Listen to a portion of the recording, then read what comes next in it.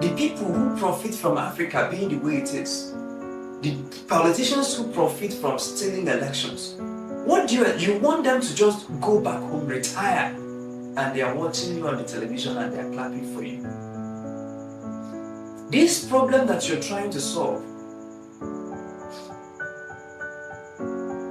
the people who are profiting from it, what do you want? What's your retirement plan for them? To go home with the one they've stolen? No, they won't. To just repent? No, they won't. If they are lion, if they are bears, they don't go down without a fight.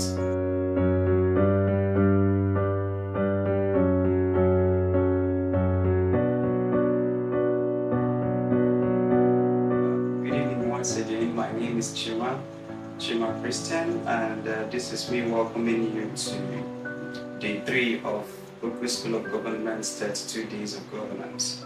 Over the next 32 days, we've started already, so over the next 29 days, we will be gathering by the mercies of God by 9 p.m. Nigeria every evening to consider topical issues as relating to empowering and equipping us for our assignment, especially those who want to see and play an active role within the creating of the kind of society, or indeed co-creating the kind of society we wish to see.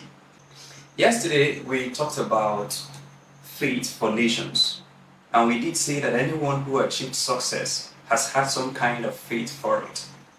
We said that things are built twice, first in your mind's eyes and then you now materialize it. We read from Hebrews chapter 11, we will touch back on that scriptures today. And we gave concrete examples from Hebrews 11. We talked about people like Gideon, Barak, Samson, Jephthah, David. And we also talked about what they achieved. And we did say that there are 2 categories of achievements. And for last night's class and today's class, we are spending time on the first category, which is 1, they subdued nations, they worked righteousness, they obtained promises, they stopped the mouth of lions, they quenched the violence of fire, they escaped the edge of the sword, and they were all weak men made strong. And we said that if you ever said that nothing good can come out of Nigeria, that Nigeria is irredeemably hopeless, that nothing good can happen, we protested, what happened, we voted, what happened, we did answers, what happened, I got my PVC, what happened. And we said that if you've ever said that, and then that's your position now, that you're not alone, that you're in good company, that Moses had such doubts, Jephthah had such doubts, Gideon had such doubts. Indeed, that these were all weak men made strong. And they became valiant in battle, turned flight the armies of aliens. And we asked ourselves, how do we get this kind of faith for nations? Faith for making things happen, faith for changing my society, faith for changing my city. And we did say that you can get this kind of faith, alright, by studying those who had it. And then we also said that the Bible provided the backstory of about 66 patriarchs, 66 patriarchs, kings, diplomats, politicians, leaders, kings, freedom fighters, etc.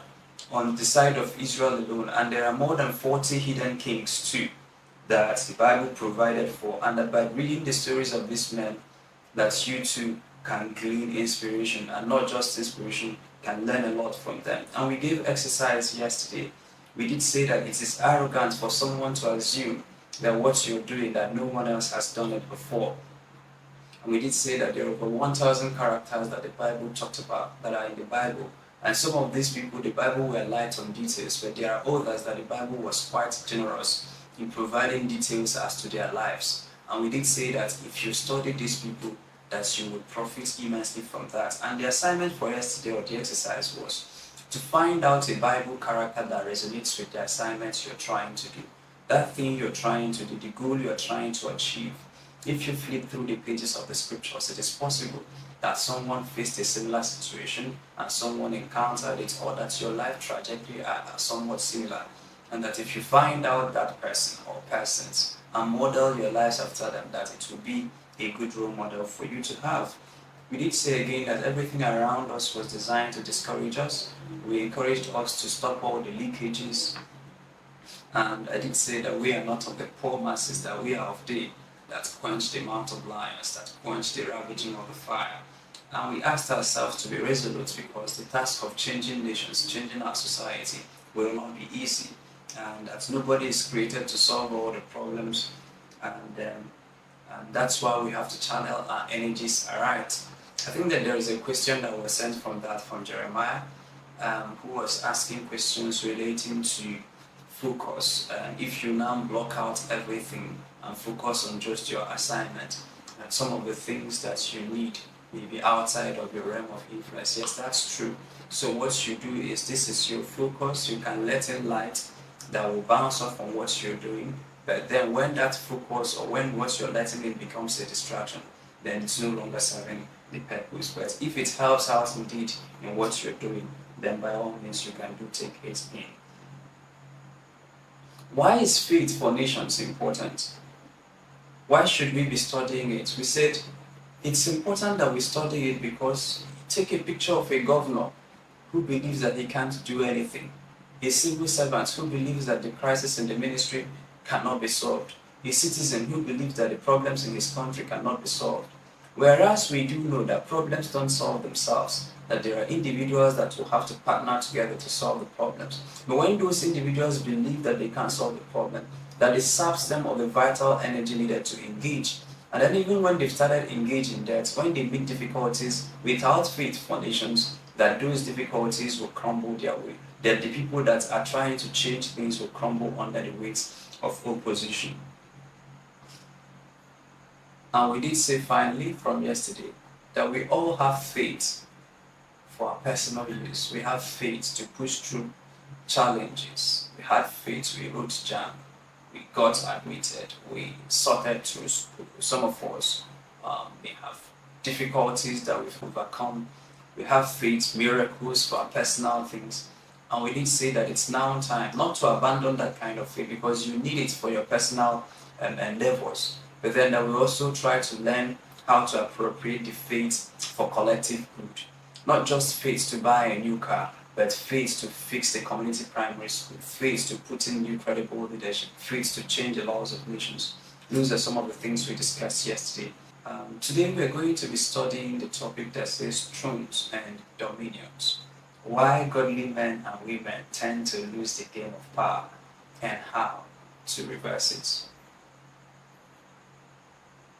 So we go back to our text, Hebrews 11 verse 32. But before we read, yes, that's 32, Hebrews 11:32, which was where we read yesterday. And what more shall I say? For the time will fail me to tell of Gideon and Barak and Samson and Jephthah, also of David and Samuel and the prophets, who through faith, number 1, subdued kingdoms. Number 2, worked righteousness. Number 3, obtained promises. Number 4, stopped the mouth of lions. Number 5, quenched the violence of fire. Number 6, escaped the edge of the sword. Number 7, out of weakness were made strong, became valiant in battle, turned to flight the armies of the alliance. Women did receive their dead raised to life again. And then we now said that the second half of the equation is equally true, that others were tortured, not accepting deliverance, that they might obtain a better resurrection. Still others had trials of mockings and scourgings, yes, of chains and imprisonment. They were stoned, they were sawn into two, were tempted, were slain with the sword, they wandered about in sheepskins and goatskins, being destitute, afflicted, tormented, of whom the world was not worthy. They wandered in deserts and mountains, in dens and caves of the earth. So the objective of this class is quite different from that of yesterday. The goal is to make us see our insufficiency. Because if we are going to be contending for thrones and for dominions and we're going to have territorial impact, we need to first see how insufficient we are. And this attempt to paint the picture of our insufficiency to us is not in a way that disempowers. It is rather in a way that critically empowers. And so why are we pursuing this objective today? Because it's important in the treatment of a patient that you first get him to the point of seeing that he is sick, and also to demonstrate to him the extent of the potential harm he's bound to suffer if treatment of the sickness or ailment is not vigorously pursued. And so if you don't get beyond this point, especially for sicknesses, who though deadly, can present mild or little and sometimes no symptoms. So how do you get a person who believes that he is healthy to pursue a wellness program? The answer is by convincing the person that he needs help.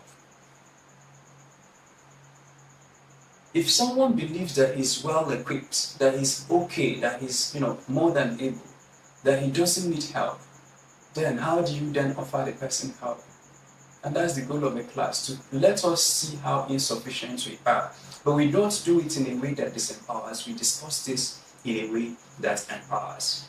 So before you set out on your journey to achieving greatness, to achieving societal good, say you want to change the laws of the country, you want to fix the infrastructure, all of those noble collective governance goals that we have. Before you set out on that journey, it's important to be fully aware of the magnitude of the problems we are trying to solve. And this awareness is not the kind of awareness that paralyzes, because there is the kind of awareness that paralyzes. It doesn't even allow you to get off the ground. That's not what we're talking about. The kind of awareness we're talking about is the kind that helps us to take our preparations seriously. So some of the major challenges facing Africa, some of them has no straightforward answers, and they are not as easy as they look from the outside. And the problems people were created to solve, problems Jeremiah is created to solve, Bill Case is created to solve, Priscilla is created to solve. That goal that you have, it can be education. In fact, there was a person that chatted me up today, and a participant in this class did send me a chart that he or she is having difficulties accessing the links, and I did send her the link and asked her to read. So when I tried to look at her profile, I did see that she's devoted her time in pursuing education. So she's devoted to pursuing meaningful changes in education. So that's her niche, that's her calling, that's her mandate, that's where she wants to make impact. That's how she wants to serve the community through, right, on education. But some of the challenges facing education, and we're using education as an example, they don't have straightforward answers. They are not as easy as they look from the outside. You want to think, oh, why don't we change the school curricula?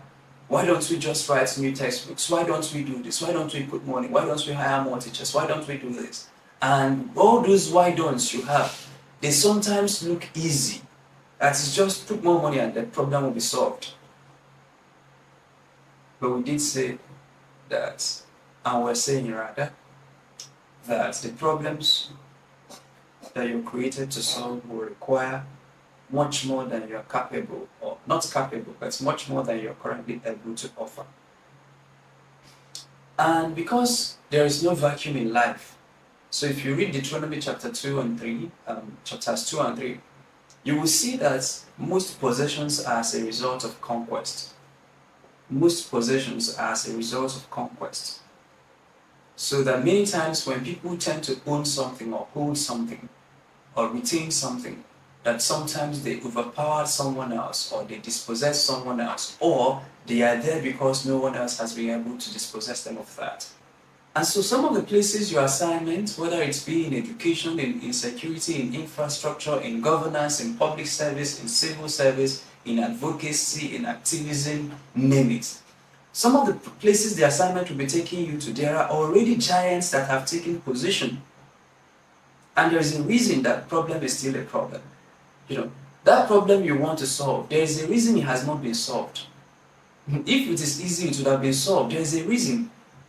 And you would want to find out what that reason is, or what those reasons are.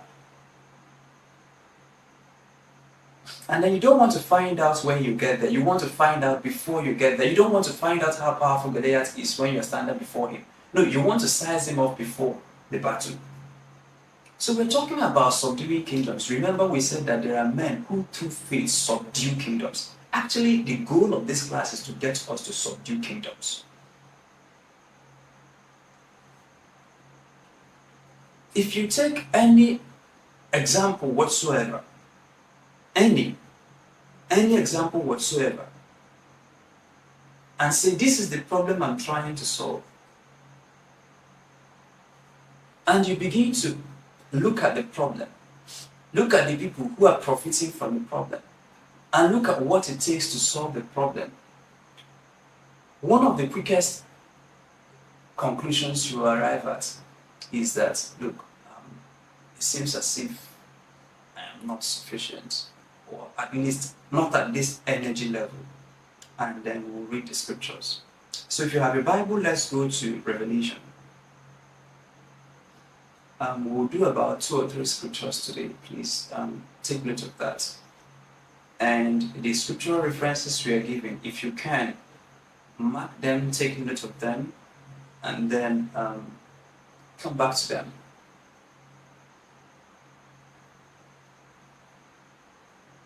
Because you must conquer or subdue before you can rule. There's no rulership for you. There's no impact if you don't subdue.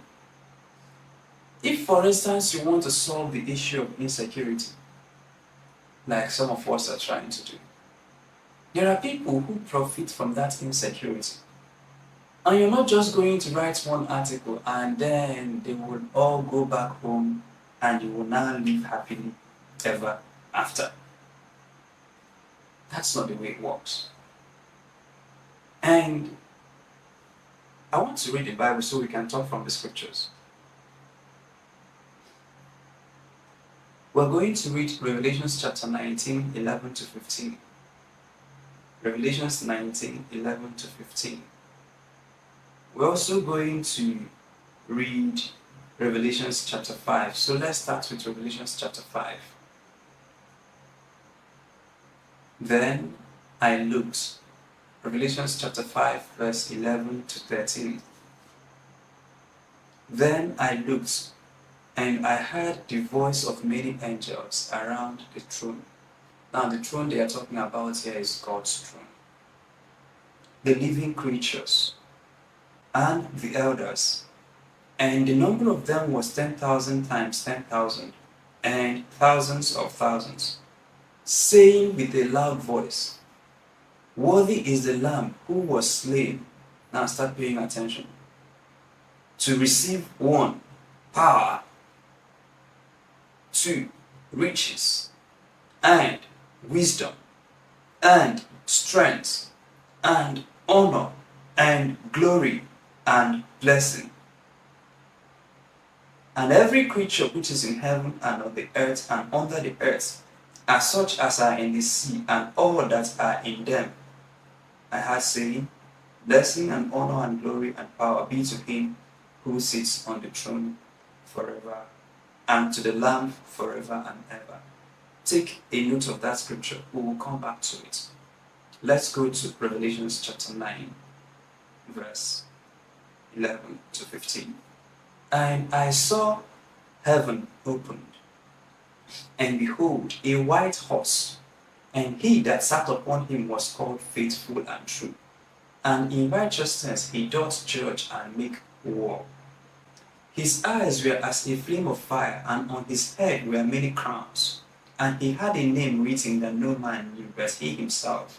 And he was clothed with a vesture dipped in blood, and his name is called the Word of God. And the armies which were in heaven followed him upon the white horses, clothed in fine linen, white and clean. And out of his mouth goeth a sharp sword, that with it he should smite the nations, and he shall rule them with a rod of iron, and he treadeth the winepress of the fierceness and wrath of the Almighty God.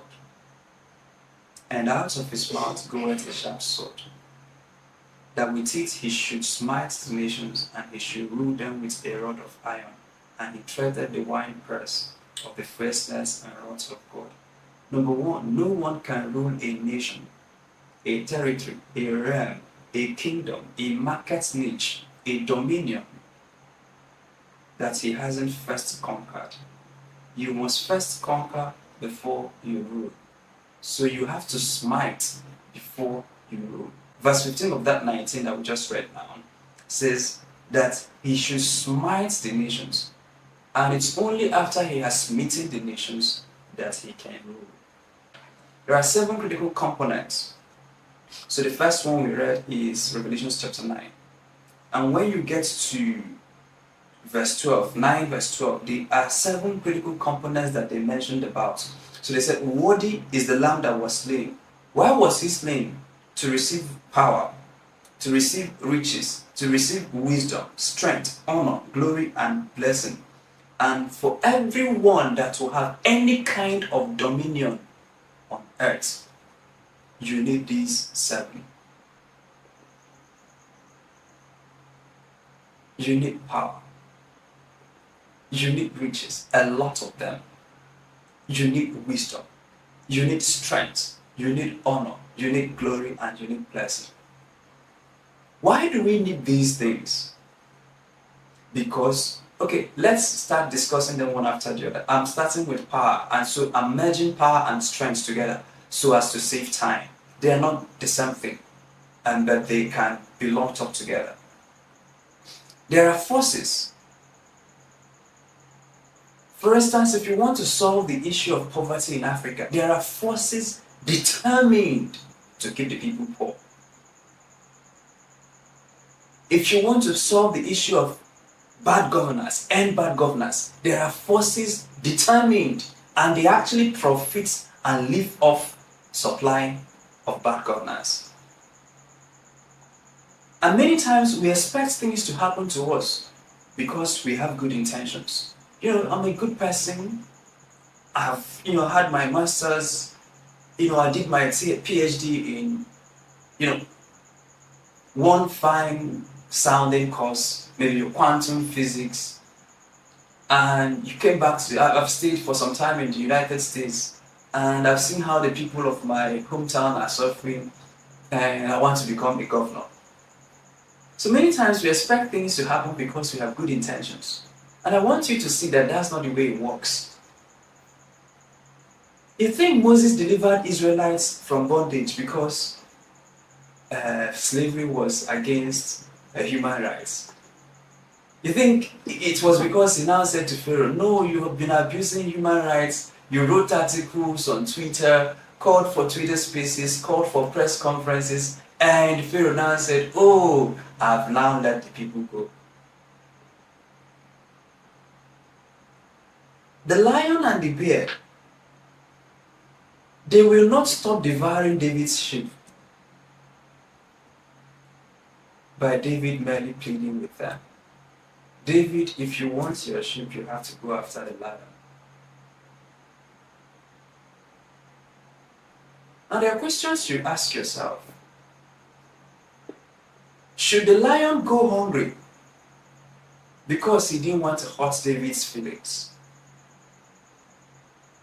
A person who is sworn, who profits from bad chaos, the people who profit from Africa being the way it is, the politicians who profit from stealing elections, what do you want them to just go back home, retire, and they are watching you on the television and they are clapping for you?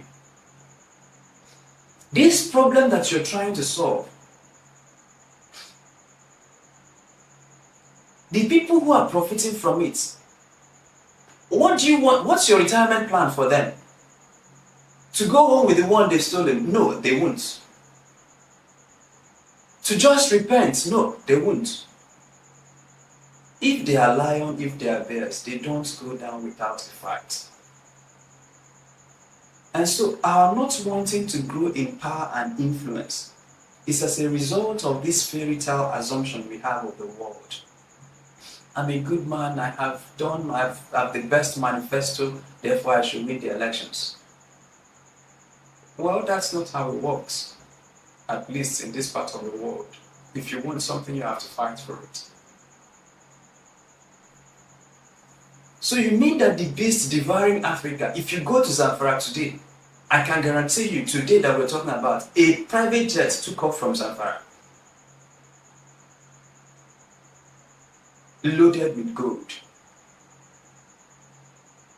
In exchange, they've hired a few terrorists and tell them to be terrorizing and killing villagers and driving villagers out of their land that is filled with gold so that they can be harvesting that gold. If you want to bring good governance to Zamfara, get prepared. Those people that harvest those gold, those people that sponsor the terror, they are not going to now go back to the village and kneel down and apologize to you. No, you need power. And that's why you must grow in influence, because some of the things that you've set out to do, you can't do it at this energy level. That's the first point.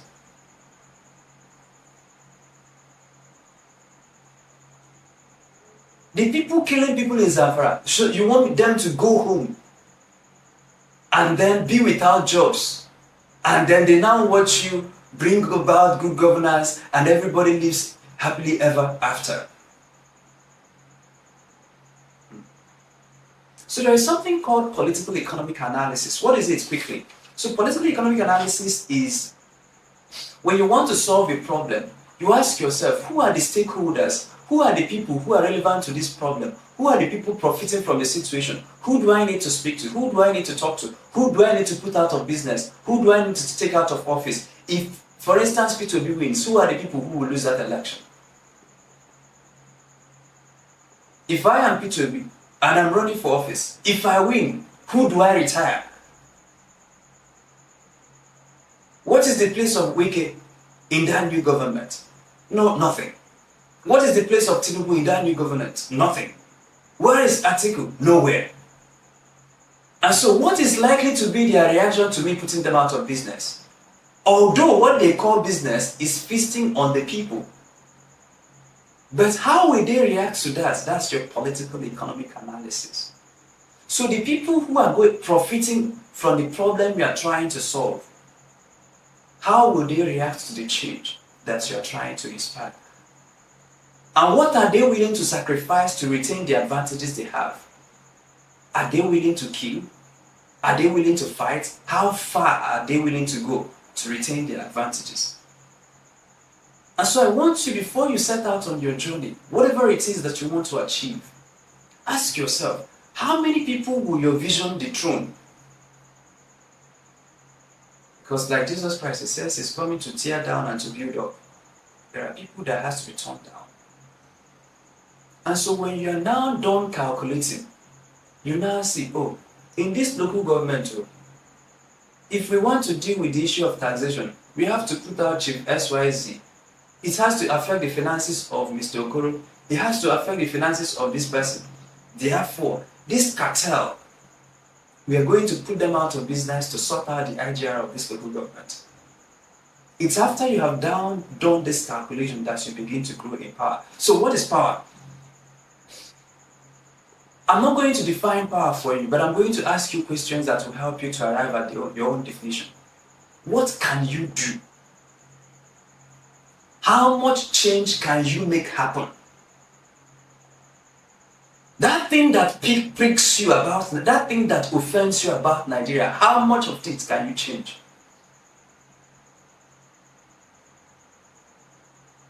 What can you impact? How much of your will can you impose on the situation?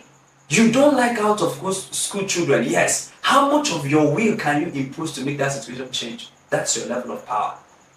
And you need to be calculating it per time. The vision you have, how much of it can you achieve today? What can your money buy? In my local balance, I say, how much do you have? How much do you have in your power bank account? What can you impact? What is the consequence of your tweet? There are people that will tweet today. Currencies will tumble. You, what can your tweet change? That's the measure of your power. I want you to put yourself on the scale and see how you weigh. Can you get your favorite candidate, say that you're supporting me, for instance, in an election? Can you get me to win in your polling unit? Let's assume that you're living abroad and you've stayed there for 5 years, 10 years, 15 years, you're even a citizen, you now have a green card. Can you impose your will on the system and legally bring in people to that country as you wish? What can you do as you wish? Can you do something? You don't like killings, what can you do about it? You don't like bad governance, what can you do about it? You don't like this, what can you do? So at any point of anything of interest to you, you look at the problem, you look at yourself today. Whatever amount of influence or will you can deploy on that situation to get it to look like what you want it to look like, that shows you your current energy level. And for most of us, it is low. And that's a sad news, but it can be good.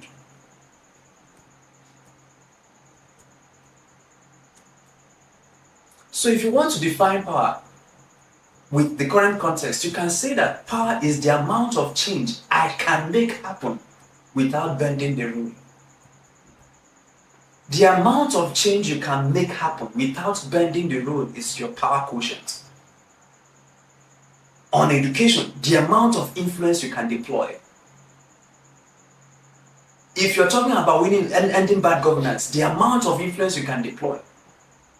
So what can your tweets do? Can it change the law of your country? Can you affect the law of your city? Can you affect the law of your state? Can you even impact this law in your kindred? Even in your family meeting, is your word or law there? How much do you have in your bank account? The power bank account. If you don't have power, being good is not enough. Although you have good intentions towards the education sector, although you have a PhD on this problem, but you don't have power. So touts will be running the system. You look back at the kind of people we have in Nigeria and you look back at the people who are in positions of responsibility. You will see that those of us who speak Turanchi don't have power. And this is not to insult us, this is to tell us that we need to get power. And we will discuss how to grow in power. There are two things you need to point at when you talk about power. The first thing is one, how to acquire power, and the second is how to retain power. How to acquire and how to retain it. Because you can obtain something today and lose it tomorrow. So power is about obtaining it. So yes, how can I snatch the ballot box? That's a very negative example. But there are people who think like that. So how can they snatch the ballot box? Now that they've snatched it, how can they make sure that the person who they snatched it from doesn't come back to get back his ballot box? That's acquiring and retaining power. Remember that the part we are studying is what amount of change can you cause without bending the rule? And when you talk about strength, how long can you last? How long can you last? This problem you say you want to solve, when you go at it 1 year, 2 years, 3 years, 4 years, and it doesn't bend, will you bend? How soon can you crack? That's your strength level. We're talking about power, we're talking about strength. And this class is to challenge us to grow in power, to grow in strength, and to do a power audit. Where am I now? Where can I be in the next 3 years? And begin to take concrete steps.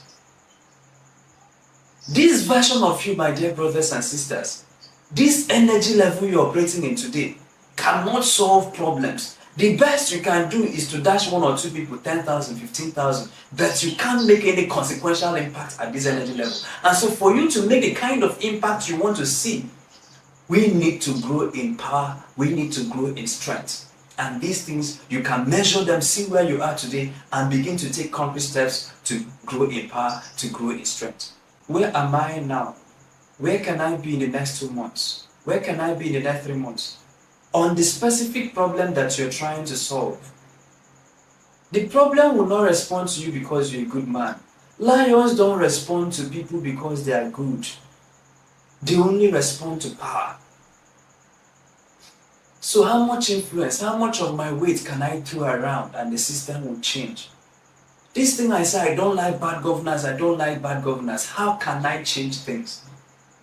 And can I begin to take concrete steps that will help me to amass the kind of power and influence that is needed. Now, we're not getting power to oppress people, but we're saying you have good plans, you have good ideas, you have them. That's why you're in this class. But at this level that we are in, we can't change much. We can't. That's the honest truth. That's the honest truth. Let me ask you again. If you say you have spiritual power, for instance, what can your prayers do? Can they cure headache? That's how you know the kind of power you have. That's on spiritual power. There are several kinds of power. Second, we're going to riches. If you're going to solve your assignment, you're going to need a lot of funding. Without funding, some of your most important ideas are mere wishes. I'm sorry. This will break your heart. But I'm saying this because we need to take note of these things before we begin to mount up. Without serious funding, your ideas are mere pipe dreams. What change do you want to see happen? And I believe that if I offer us microphones, there are things you want to see happen in your society, in the economy, everywhere, even in your family, in your village, in your kingdom. There are people you want to pay their school fees. There are families you want to build houses for. There are things you want to do. But look, without power, you can't even fund your aspirations. So the question I ask, can a person at this income level influence the kind of change I want to see? Your current income level, can the person at that income level be able to fund the kind of changes you want to see in Africa? If you say, for instance, that you want credible candidates, can you fund their elections? If you now determine that you are the credible candidates, can you fund your way through? Can you fund your vision? You want to train young people in tech. You want to bring young girls and empower them. You want to do this, you want to do that. Can you fund it? Without riches, again, many people tend not to pay attention to their finances because they don't know how important their finances are to their destinies. Yeah, there are many kinds of funding options. For instance, crowdfunding is one of them. You don't have to have the raw cash. The real riches is that you want to do something and it gets done, whether you paid out of pocket or not. You can get something in in-kind support. In-kind support. You want to travel, are there people that can book your tickets? Are there people that can do this for you? You want to build a house for somebody, and then one of your friends says, don't worry about it, I'm going to build it for her. What kind of equity can you raise? You have a business idea. Can you raise the equity for it? Because riches is not just in Naira and Kobo. Riches, there are other kinds of riches, and we will not go into details. The ideas you have, the governance projects you have, the proposals you have in your mind about how to change your community, how to make education happen, how to make this happen, how to stop INEC, for in my own case, from rigging elections, how to stop worry from conducting the census, how to clean up the census, how to help young people register to vote, how to stop the insecurity in the middle belt. Can you fund your ideas? And what deliberate steps are you taking to increase your capacity to fund your vision? I can tell you for free, the people who you are trying to displace, they have money and they have a lot of it. Even if you've not seen those people, just know that your assignment, whether it is to build a company, to build an ecosystem, whatever it is, it will cost money. So you need to know how to raise the money. You need to have that kind of equity that people are able to invest in your vision. You need to, what steps are you taking to deliberately increase your capacity to fund your vision? Now, we're not saying money so that you can buy a bigger house. We're not saying money so you can buy, although those things are not bad, but we're talking about riches in terms of mandate. You cannot dominate, you can't have dominion without strong finances. The Bible says that the poor is servant to the rich. If you have good ideas and you are poor, I am sorry. Now, poverty does not mean Naira and Kobo. Poverty means that you don't have and you don't have the leverage to have. So what are you going to do? Maybe you want to learn crypto. Maybe you want to learn AI. Maybe you want to take a course on investing. Maybe you want to read 1 or 2 books on money. Maybe you want to deliberately grow in this area of your life so that you can see through all those good plans you have. Area of finances is what some of us who are good must take seriously. If not, you will be there, people without idea, people that can't even speak English, people that can't even pronounce their names will be running the system because you don't have resources to sustain your vision.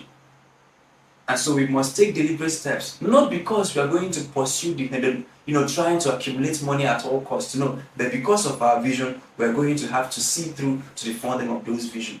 So do businesses if you can. You may not necessarily like the business, but you have to do it. It will not take over your dream, but you are doing side things to support your vision. So you ask yourself, how can I structure myself and my business to do more with minimal efforts? How can I organize myself to save time? At your current income level and at the current trajectory with which your income is growing, give it the next 10 years, can you be able to fund your vision? If the answer is no, then something that you have to quickly declare a state of emergency on your finances.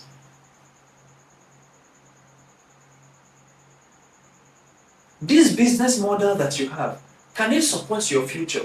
Can it support your vision? Can it support your aspiration? Do you need to learn new tricks? Do you need to deepen your knowledge in that area? Can you take a vacation? Can it afford you time to pursue your vision? And it is unhealthy for riches or for money to replace the vision God has given you. The correct relationship with money or with riches is that riches sponsor your vision, and not that you exchange your vision in exchange for money. And some of us really cannot single-handedly fund the kind of vision we have. So we have to make ourselves the person that attracts that kind of investment. We have to become that person. So if I float a company today and begin to sell the shares, will people buy it? Ask yourself, if you are to float a company today and begin to sell the shares, will people buy it? If you say, oh, I have this secondary school in my village I want to rebuild, will people donate money to that cause? So relationships, for example, and investments, they are money, they are riches. Example is, there are people who meet you today, I'm sure you must have met some of those people. They meet you today and they are pitching you an idea. Oh, I have this wonderful idea, I have this business opportunity. Today they just met you and they're telling you to part with money. So you ask yourself, what happened to the persons you've met 10 years ago? You did not deliberately nurture those relationships or become that person that they can trust. So you have an idea, but it is me that you met today that you're asking me to take the risk to sponsor your idea. What happened to all the people you've met in the course of your life? Therefore, if you know that you're going somewhere, you have to take relationships seriously because they are a source of riches. So what is the purpose of money? Really, for those of us or those who have made it. Because God can choose to give you money and can choose to tell you to give it all away. I will not tell, so let me give you a parable of one man I know. In the early stages of his life, he made money, was doing well in business from a young age, made money in their billions. And the time came for him to enter into politics. But before he entered into politics, he has found, no, he's not going into politics to make money. He's going there because he wanted to cause genuine change.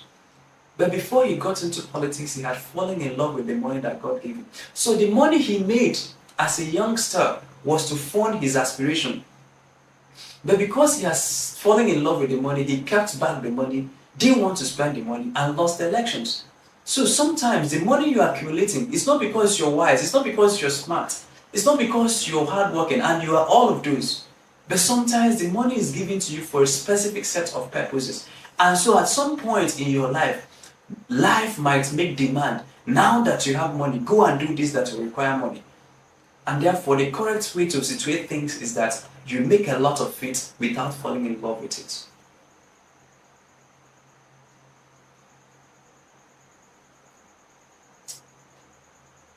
I want to read you Revelation chapter 19, verse 11. Because men are money. I don't think we can exhaust this class. We have 7 things to teach. I'm still in the second one. Men are money. Look at Revelation chapter 19, verse 11.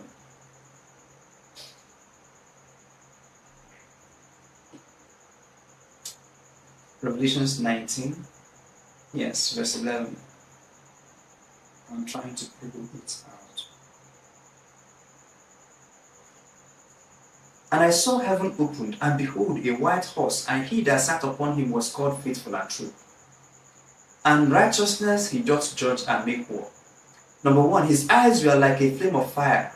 On his head were many crowns. He had a name written that no man knew, but he himself.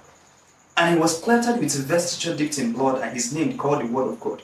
And the armies which were in heaven followed him upon white horses. They were describing Jesus Christ, but he has to go with an army.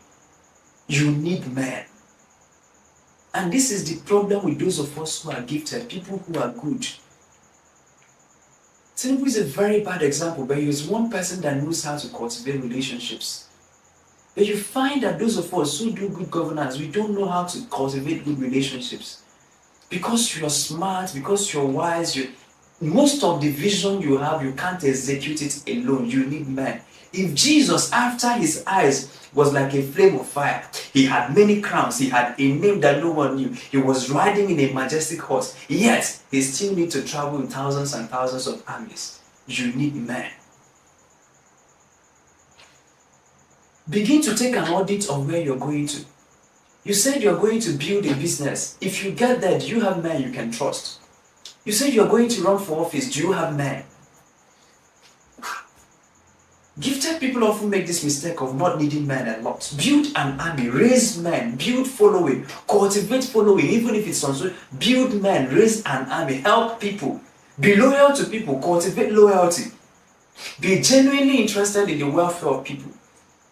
And by the way, don't say, oh, I helped this person, he betrayed me. Become like that parable of the sower. So, some seeds will fall on good ground. There are people you will help on good ground. There are others you will help on thorny ground. There are others who help on it will not even germinate. There are others you help, it will germinate, but it will grow only 30%. There are others 60-fold. There are others 100-fold. But what has happened is that because of our experiences, we say, I'm not going to help anybody. I was betrayed, I was this, I was that. And then because of your experiences, you now circumvent and sabotage your own vision.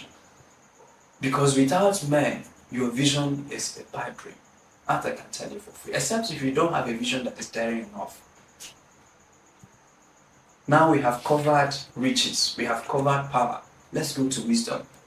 It is not enough to want to do good. You must know how to do good. You must know how to do it. The opponents you're going to be contending with are very crafty and slick. You must learn how to outwit them. Sometimes there is this thing called the shrewdness of evil. I'll say it again. The shrewdness of evil. Evil is wise, cunning, but sometimes good is plain. The people who want to destroy Nigeria are plotful schemers. But the people who want to make Nigeria good don't scheme, don't plot, don't plan. And because we think that, okay, I'm a good person, therefore, things should just happen for me. Why do I need to scheme, to plot, to plan, to, strategize? I have good plans for the people. I just want to, let me just paste my posters and I'll win the elections. Sorry. If you create your own world, you can become what you want. But in this world, you have to have wisdom to dominate. If you have power and riches and you don't have wisdom, you will self-destruct. There are people who I have heard who say, oh, Buhari is foolish, Buhari is this, Buhari is daft, his economic policies, Buhari does not know anything, his government is clueless. If you said that, I won't ask you to raise your hands. But that is also to show your level of wisdom. If you claim that you have wisdom and you are as wise as you claim, you would be the president, not Buhari. He may not know how to manage the economy, but he knows how to win an election. That's wisdom.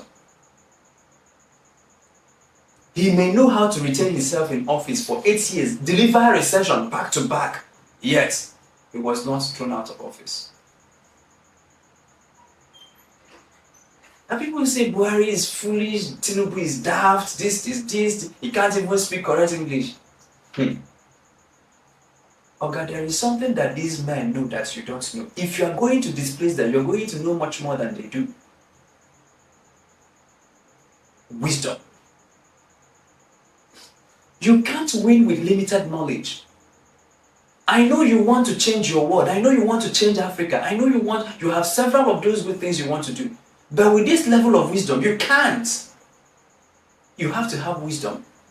How come you think that Jesus Christ, the Prince of Peace, everything he has all these 7 things, and it is you that don't need them? I want you to see your insufficiency. Read books, my friends. Take courses. Find the skills gap in your life. Ask yourself, where am I going?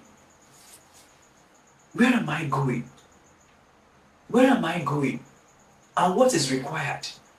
If you want to run for office in the next 7 years, ask yourself, what do I need? Do I need to take a course on fundraising? Do I need to volunteer for a political campaign to see how it works? Do I need to intern at that firm to understand the way the business goes? Do I need to read books? What are the skills that look at your life today? That's what I do. Time will fail me to share my personal experience. There are about 4 stories I want to share, but I don't think I have the time for that. That if you look at where you're going to, you look at the vision you have, and you ask yourself, the person that will accomplish this vision, what kind of things should he know? Okay, for my own case, I need to have critical thinking.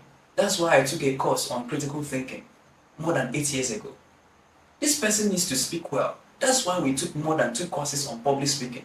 And not just that, we went into network marketing, not because we wanted to make money, but we wanted to develop our speaking skills. Went into broadcast journalism, not because we wanted anything, but we wanted to speak, to practice, to rehearse, because we needed skills. So look at your life and look at where you want to be and ask yourself, what skills do I need? Who are the top players in this industry and what skills do they have? It might be convincing people, it might be pitching your ideas, it might be marketing, it might be presenting, whatever the skill gap is. So what you want to do today is do an audit, a skill audit of your life. Ask yourself, what are the skills I need to achieve my vision? And what are those skills that I need today? How can I bridge those skills gap? Are there courses I can take? Are there books I can read? Find the knowledge gaps, find the wisdom gaps, and begin to do an audit of where you are today, where you are going, and what skills are required, what knowledge is required, what level of exposure is required. The kind of places you are going to today, your English language may not be able to sustain it. Therefore, are you going to learn how to speak better English? Are you going to learn how to articulate better? Are you going to learn how to find the skills? I'm just using English language as an example. How can I convince more people to support what I'm doing?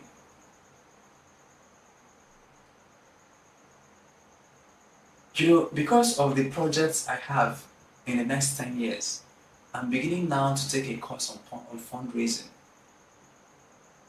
Take a course on fundraising. And in fundraising, I'm using 2 models. One is venture capital. These organizations like OPay, Flutterwave, name them, all those fintechs that got injected billions and billions into, not that they had the best products, I've noticed, but sometimes they had the best pitches. Sometimes they had the best pitch. Sometimes they had the best pitch. So how do you pitch your ideas? Don't just spend time developing your products. It is good. And that's why I'm taking a course on 2 aspects. How can I pitch my business ideas to attract the kind of investments I need? That's number 1. But then, on the NGO side of what I'm doing, how can I take courses on fundraising so I'm able to raise funds to do what I'm doing? If I'm running for elections, for instance, in the future, how can I raise funds? How can I crowdfund it? Are there things I need to know? And there's Democratic Institute is teaching something on that. And there are a lot of, so ask yourself, you might not take a course of fundraising because you may not need it. But whatever it is that you need for your future, for the assignment that God gave you, equip yourself with that wisdom. There are one more thing or 2 more things on wisdom. Read Proverbs, the book of Proverbs has 30 chapters, or is it 31? Read one chapter of Proverbs every day for the next 1 year. You will see yourself dripping with wisdom.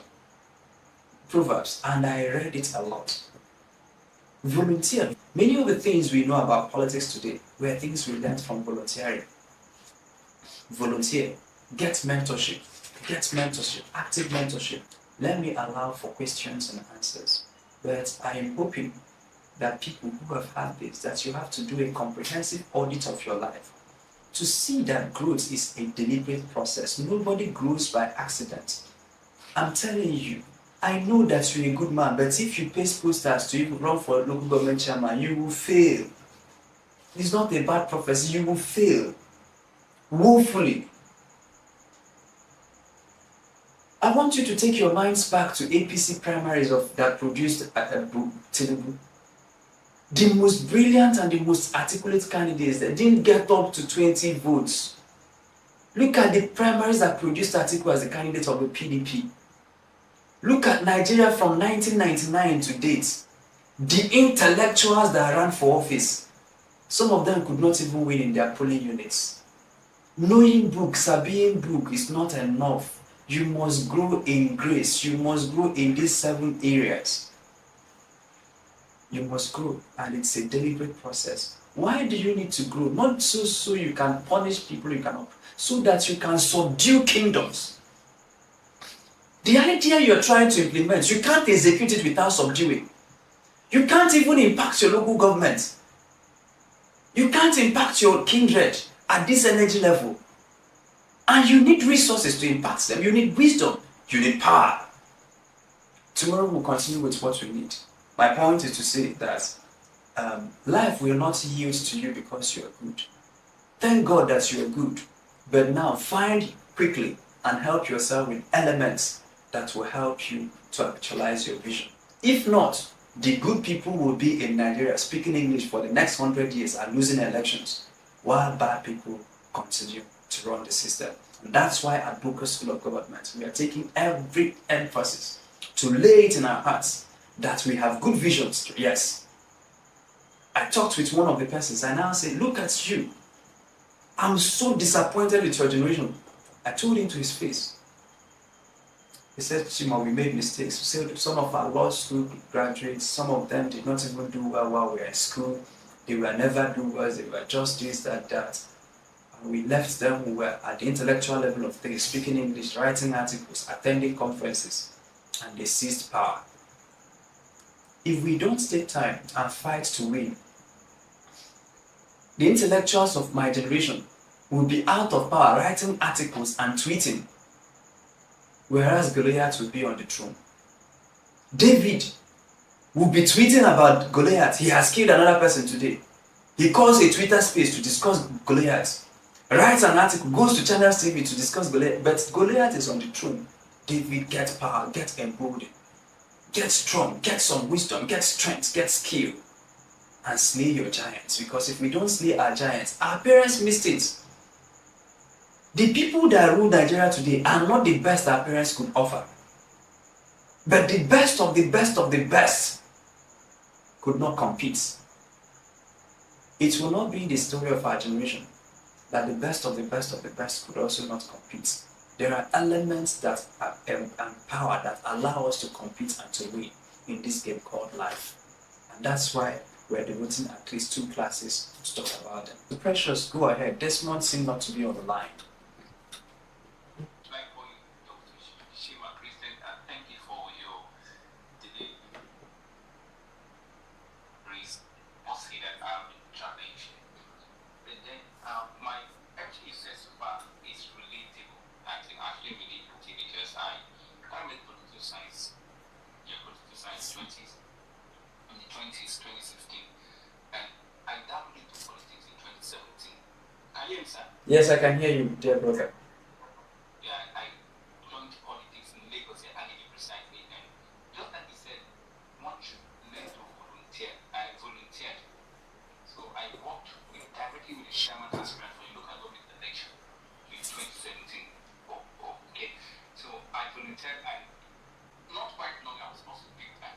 Now, my concern is that how do one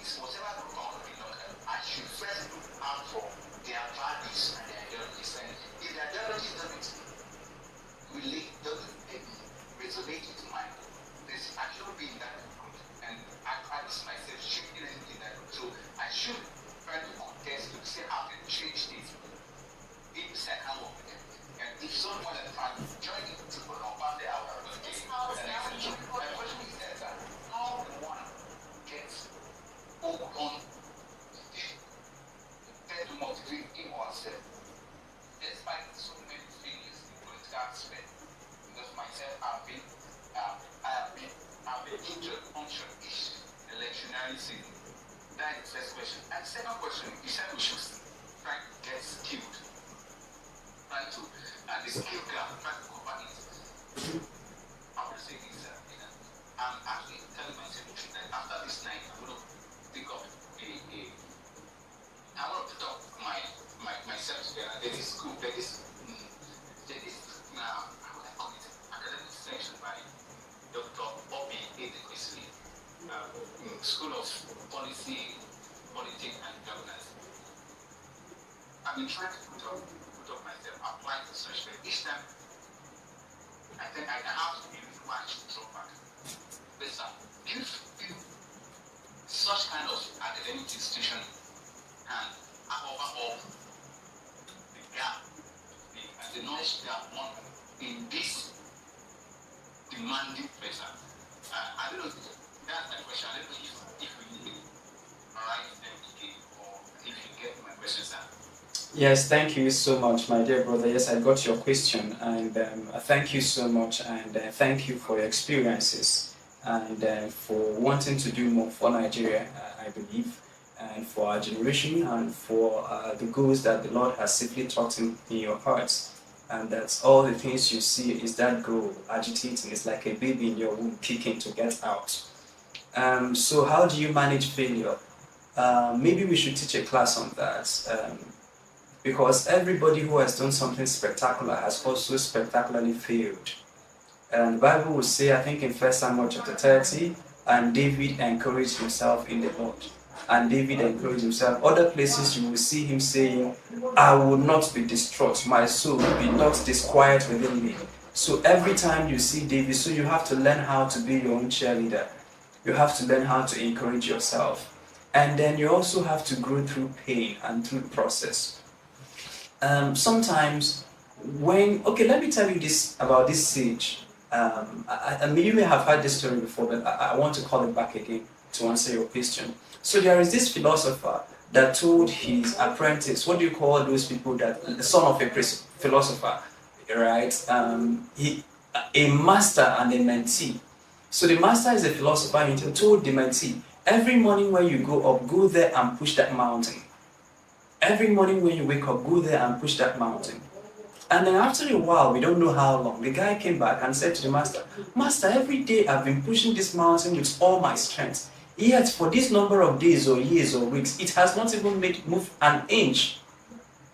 And the master told him, when I told you to push the mountains, did I tell you that it will move? Have you not seen that your biceps are growing? Have you not seen that you're getting stronger? Have you not seen that your muscles are waxing stronger? And so sometimes you go into volunteering or into politics thinking that the goal is for you to win. But the goal is for you to learn how not to lose. Because now, and one of the things volunteering does for you, and I'm happy that you did, I've done it, I still do it, I recommend it to everybody, is that you are learning with other people's money. You see that pain you felt from your political, I won't say master now, your mentor or your boss, let's use boss. Your boss lost. You see that pain you felt. If you did not acquire that knowledge and you ran for office, say 15 years from now, or 10 years or 5, and you failed yourself, you will see pain times 10. So now that you've lost, you ask yourself, what happened? How did we lose it? What happened? And there were a lot of things you would have learned, a lot of people you would have met, a lot of processes. Now, when it comes to the time for you to run, there are people when they start speaking, you say, this is what they told my boss. You now know how to separate the wheat from the chaff. So if you got experience out of it, it is not failure. Although at the time it may be painful, but you have to learn how to encourage yourself and keep moving. Alright? You have to learn how to encourage yourself and keep moving. The second point is that APC will not capitulate in Lagos State. I can promise you that. There will not be a time when APC will now say, okay, Labour Party and all the good governance people, come and take power. You must outwit, you must outsmart, you must overpower APC in your ward, in your local government in Lagos. If not, I will not say, okay, I have met people, they were in good position all their lives. If you don't get powerful, the chances of compromise are higher. I'll tell you two stories. A university don started doing activism from university, was rusticated from the university, rusticated completely. Moved out, he started joining Nadeko, did this, Obiola, fought the military, did that, did no win, no results. Continue doing this, continue doing this. And then even under Jonathan, he was in opposition. Until one day, one of his friends called him and said, Oga, this thing you are doing will not work. You are getting old, you are about to die. Come, let us give you money. That was how he was awarded his first plot of land in Abuja, and he built that house in less than 3 months. Now, what I'm saying is that your endurance, I'm not saying that you will capitulate, but it is better. You are able to resist when you are powerful. That's why you have to grow in strength and in grace and in all of those things we've mentioned this night. Because the enemies, you don't want to be in the opposition forever. Again, remember that the first scripture we read, there are 2 components to it. We are reading only one component today. We'll talk about the other one tomorrow because it is not every time that you win. There are some days that you lose. So we'll talk about losing, maybe in the 5th or the 6th class. But today we are talking about the first half. People who stop the mouth of lions. That's what we're talking about. You have to be that person. People who quench, look at it, who subdue kingdoms. I'm reading from Hebrews chapter 11 verse 32. Who work righteousness, who obtain promises, who stops the mouth of lions. So what you're doing in Lagos is like stopping the mouth of lions. If you don't, the lions will be devouring the IGR of the state. So you have to get strength in that skill. Then about the details of your, I think there is something Dr. Ezebesi is doing, and it's right. I recommend it to you. And that will not be all the knowledge that you need, but it will build up to it. So as you do that course, you will learn 1 or 2 things that you will exchange, you will even get to meet people there. You will find out, because what they are teaching essentially is governance. And maybe I should add it under power, that there is difference between governance and politics. I don't know why I didn't, I had it in my notes, I just got reminded now. What you're going to learn in that school is governance, and you need it. But after learning governance, also learn politics. So what is the difference between politics and governance? Governance is how to balance your budget, how to build the roads, how to do this, how to do that, how to do all those things that people want for you to do, how to deliver your campaign promises. That's governance. And it's a skill set on its own. But it's not enough. You need to know how to win elections. You need to know how to acquire and retain power. And so today, many people who are good governance experts, you see them on Channels TV speaking English. But those who know how to acquire power are in Aso Rock. So when next you turn on Channels TV and you see a professor of economics analyzing Buhari's or Tinubu's policies, how Tinubu's policies is not good, is not that, is the story of a man that doesn't have power. What you see, that's why, I'm sorry, you may not like it, this is raw and brute. But David should not be seen analyzing the strengths of Goliath. That's not why you're created. But what you have are Davids who have refused to scale up themselves, who have refused to get into battle. And they are now from their hideout in the UK, tweeting at Goliath. Every policy that Goliath brings about, they will tweet at it. They will call a world press conference to discuss the enemy they failed to subdue. And that will not be our story. So learn the governance, but after learning governance, know how to win elections. Know how to get the people to love you. Know how to get the people to support you. Know how to get the people to be interested in what you're doing. Know how to get the people to crowdfund your idea. If you paste posters today that you say that you're running for governorship, can you be assured of 1,000 votes? That's a question you have to keep in mind. You don't have to paste posters to know. You need to know before you paste posters. And those things can be measured, those things can be learned. I will now end it at that and take the next question. Leadership. Thank you, sir.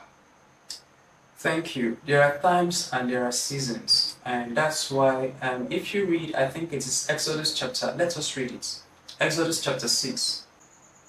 Okay, God also said to Moses, I am the Lord. Verse 3, I appeared to Abraham, to Isaac, and to Jacob, as God Almighty. And God spoke to Moses and said to him, I am the Lord. I appeared to Abraham, I appeared to Isaac, and to Jacob as God Almighty. But by my name, Lord, I was not known to them. Your scripture, your translation says, I did not make myself fully known to them. God can appear to a man and withhold the man's knowledge of him. So, I want to look at religion in Africa or Christianity in Africa. So, from the missionaries, which were mainly Orthodox, to a time that Pentecostalism was introduced, to a time that people like Pa Idahosa and his lieutenants were introduced. And then they started talking first for people who were worshipping a different God, now brought in to worship God, but as Orthodox. Now Pentecostalism came in, and now they started trying to do what they can, raise the dead, heal the sick, miracle babies, miracle jobs, miracle cars. And from people who were destitute, they raised giants, they raised billionaires. And so if you see the wisdom of God, there was no way you could call a people who were destitute, who were poor, who didn't have much, and you're beginning to tell them to go into politics. To do what? So you had to train them on how to appropriate God for themselves. But now that era is beginning to gradually phase away. That you will see that young ministers, if you look, it's God that is moving. Because what you had before now was the monastic church. So you know about monasteries where monks gather themselves in monasteries to pray and seek the face of God. That was what Nigeria was doing, monastic church. We confine God in the four walls of the church. So God can manifest himself inside the church, but outside of the church, we leave him out. But now, what God is trying to do with our generation is that God is trying to leave the church and come back to the society, to go to the entertainment, go to the mountains of influence, as you rightly stated. But it was still God who came to our fathers and limited their understanding of him. But now it is not left for us to start shouting, or for Moses to now start shouting, oh, Abraham did not even know God. By the way, Moses is 7 generations away from Abraham. From Abraham to Isaac, Jacob, Judah, Amram, Kohath, and then you find Moses. I think there are 7 of them. Levi was there too, sorry. Not Judah. But God appeared to this man and they were erecting altars. But when God appeared to Moses, God appeared in a much more unveiled form. But if you read Moses, if you read Abraham and his encounter with God, you read Moses and his encounter with God, and you read someone like Paul and his encounter with God. So when Moses was on the scene, God revealed a deeper dimension that wasn't revealed to Abraham. But by the time Saul was on the scene, God revealed an even more deeper dimension that it seemed to be that what Abraham or the person that Moses interacted with, if you don't take time, you will think it is not God. And so therefore, yes, our fathers encountered God, and what they are preaching is according to the limited knowledge that was supplied to them.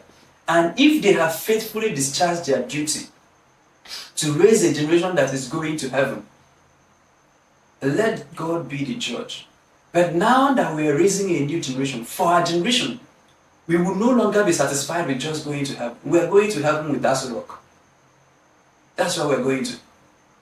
We will go to heaven, but we'll take the economy with us. We will go to the heaven, but we will subdue all the kingdoms. We will subdue all of them. Not one left. And so this is God that is showing himself to younger people.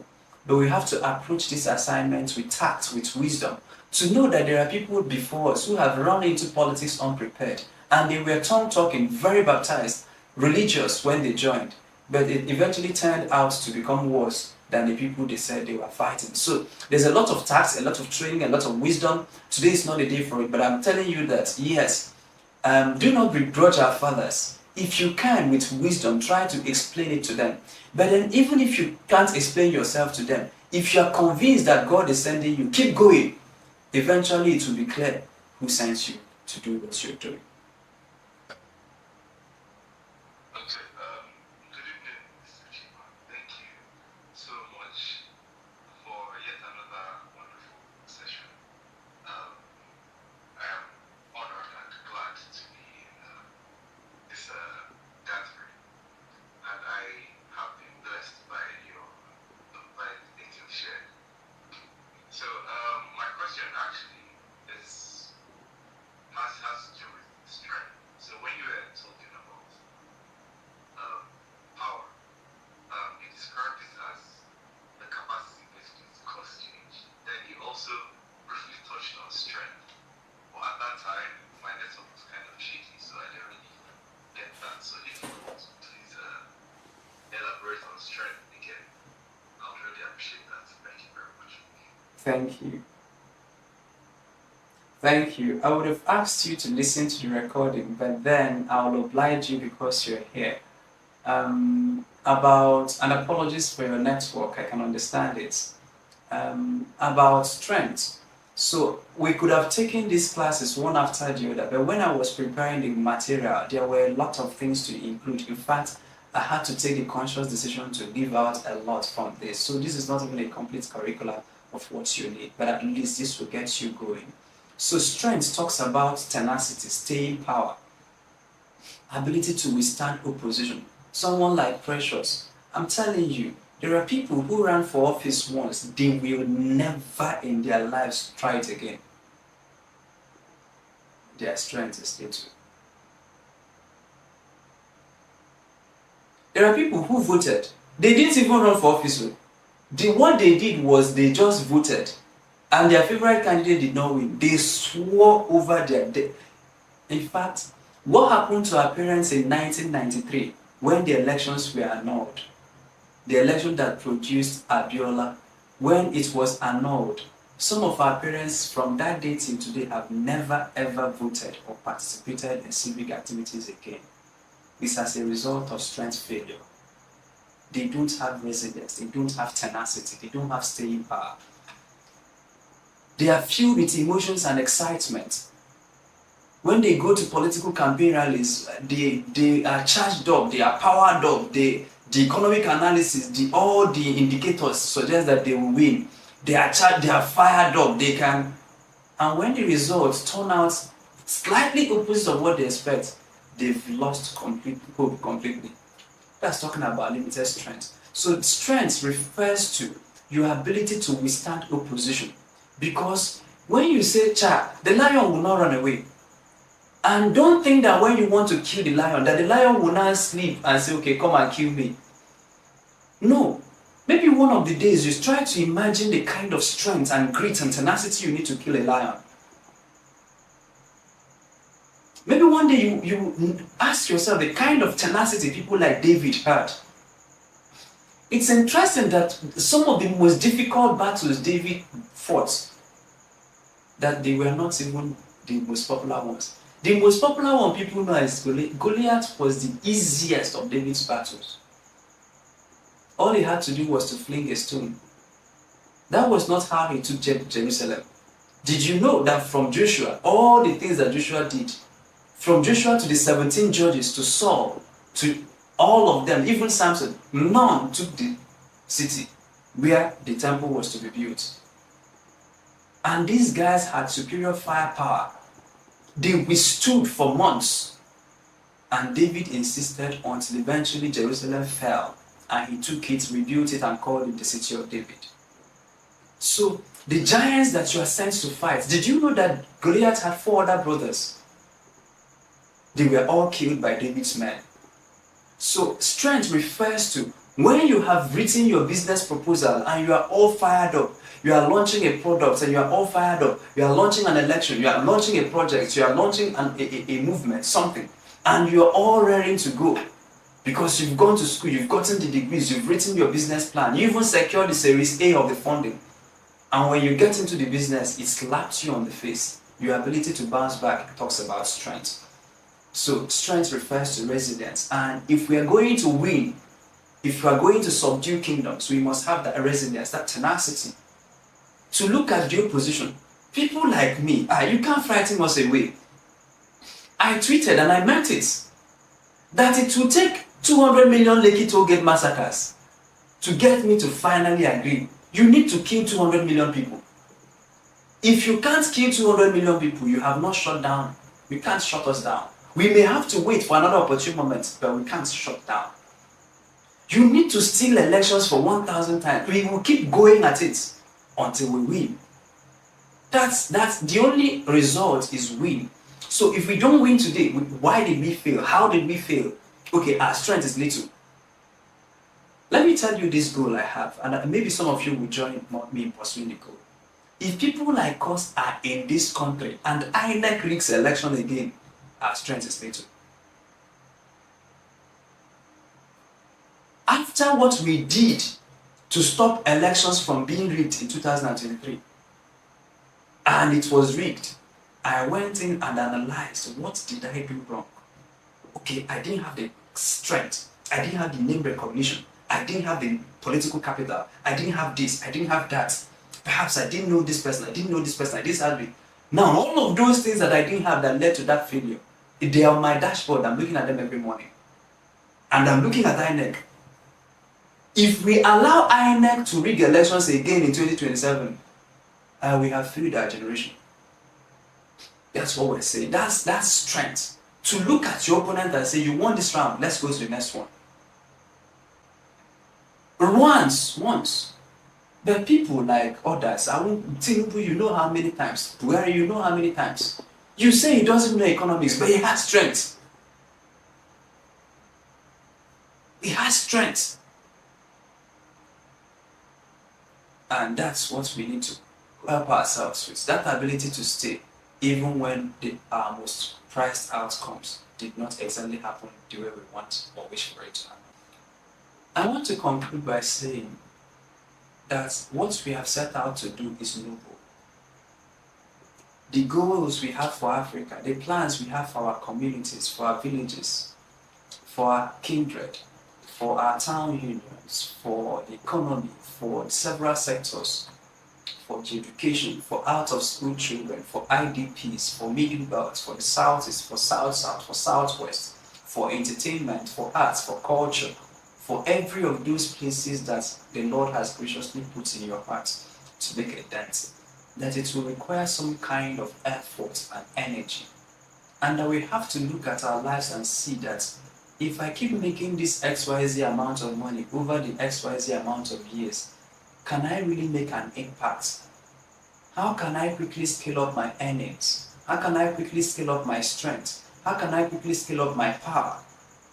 Those are some of the questions you have to ask, because the people you are fighting have strength, have power. So if you're going to fight the lion, ask yourself, do I have the strength to overpower it? If you don't have, begin to acquire the strength. Where we are going to, we will need a lot of money, we need a lot of strength, we need a lot of power. In closing, again, I will beg people to please follow Boqer School of Government across all social media platforms. Tell people about these classes, what we are learning, even if it is 50 more people, 100 more people, and then don't just learn it, apply it and teach others. That's the way. Africa cannot change unless you change Africans. And from our own little corner, we are trying to change people. We are trying to give people the strength. We are trying to empower people. We are trying to help. But then, if it is only us, 1,000 of us are not enough to take Africa. Let alone the 25 of us or 90 of us that I don't know how many we are on this call. So please feel free to invite more, except if you're not getting anything of value from this class. But if you're getting anything of value, you should be able to do a quick mental audit to say, my friend Charles needs to be here, Amaka needs to be here, this person needs to be here. Identify those people and drag them to this place. so that they will eat and get strength for the battle and the journey is far ahead. Thank you very much, and then tomorrow 9 p.m. Nigeria. See you all.